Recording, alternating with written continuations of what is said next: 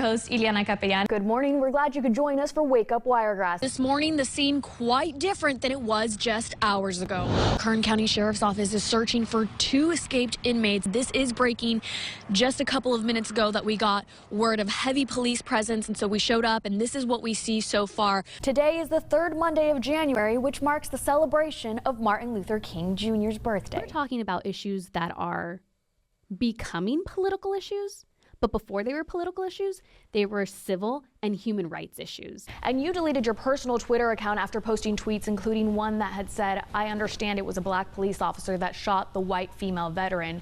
You know that doesn't fit the narrative." What narrative were you referring to in that tweet? January 28th is National Data Privacy Day. It's a day that's used to promote your privacy and protection of personal information that is shared through apps, websites, email, and social media. It's really important that the community come out and support them, because that is how places like the Bakersfield SPCA stay afloat. I've got a buddy here with me, but not only do I have my little friend here, I also have Chuck Nordstrom, and we've got another bud with us. The snow was falling and it was hard to see. Now, of course, it is clearing up, the sun is out, and traffic, if you could take a look behind me, is flowing. We are outside of the studio right now because, well, we've got some pretty sweet wheels here. Come along for the ride. Let's figure it all out together. It's not just a trend with you guys. You're actually doing something about it. You're speaking about it. As black men in America, what does that mean? What is our black history today, and what does that look like going into the future? We could get bogged down by so much of the negativity. It's nice to see that this is to uplift women, bring them up, you know, we're done with the negativity. We're here in their studio. We are talking to the team here at Rewind. Thank you guys so much for having us. The 12:30 hour really is my favorite hour. That makes me feel better because I'm not really an artistic person when it comes to being able to draw. For anyone growing up in a Spanish-speaking Latino household, the Estefans were a name, a sound, a part of the family that made you want to get on your feet and dance. Una oportunidad bien diferente de lo que estoy haciendo ahorita. Como decía Selena, muy excited. Muy excited, me siento muy excited. Popcorn with Ilyana Capellan. I'm all about being down to earth, but in this case, I don't think having my head in the clouds is all that bad. Oh, it's a clean landing. Yeah, she's smiling a little bit. It's a celebration of acceptance, equality, and love. So, to everyone listening, I see you, I hear you, I feel you, and thank you for being a part of this space with me. 1 in 44 children have been diagnosed on the autism spectrum, and over 2,000 individuals live here in Kern County. For those going through this journey, the Kern Autism Network is here to help. The Kern Autism Network was started by a mom who saw an Autism Society chapter in another state. She brought that idea to Kern County and then passed it on to Carl Twisselman. He took over the organization and ran it for several years before passing the network over to the current director, Ramona Puget. You've been doing this for 18 years. What got you into this journey?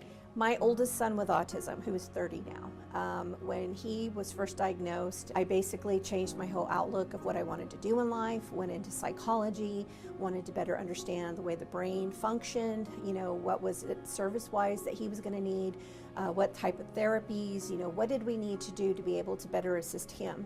And so it changed everything. And from then on, it just kind of grew. I have 4 children total, so the 4th child was also diagnosed with autism. It just made sense to continue on doing what I was doing. Like both my sons, they're not the same. They're both very different in their diagnosis. One is more verbal than the other one is nonverbal but has apraxia. Tries to speak, but it's very, very difficult to understand him.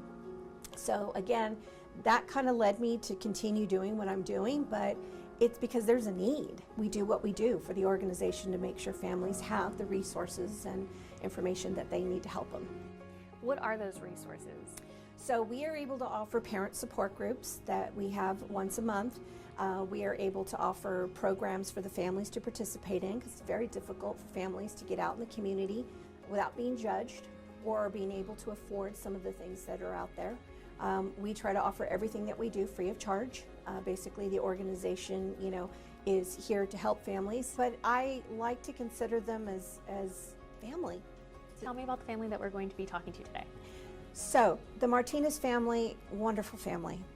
Carla came to me very early on with her son Augie, and was attending one of our educational programs and was just wanting to get his, just like me, I saw myself in her, wanting to get more information. How do I help my child? What do I need to do? You know, what else is there? You know, how can I make this better? Through the years, Ramona and Carla built a friendship based in their commonalities. With Carla and her family, we just bonded immediately because I saw in her me years ago. Gosh, I was that parent, you know? And I wish I had somebody that I could go to and, you know, feel like I had a friend.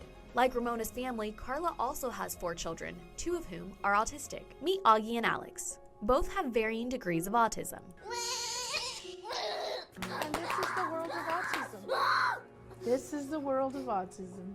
Augie has autism, but his sensitivities are not as severe as Alex's. What do you wish that more people knew about, the Kern Autism Network or just autism in general?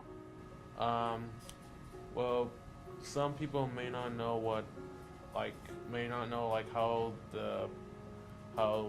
autism people are, like, how they behave, like, don't even know, like, what they're saying, or don't even know why they're getting mad. Even for my sister Alex, sometimes she gets kind of sensitive sometimes. How do you explain it?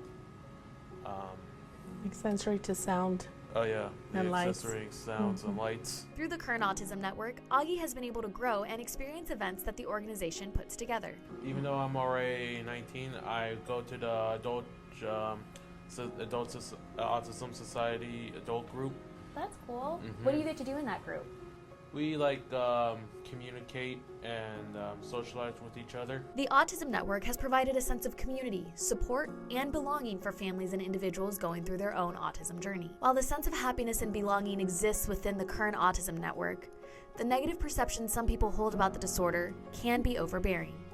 Has autism kept you from being happy? Well, I may not be happy. It's like what the people may what I'm thinking is like what the people might think of me, or like every time I try drawing, I don't know what they might think. Like, do they think, like, I don't know if they are gonna like hate it or gonna make fun of it.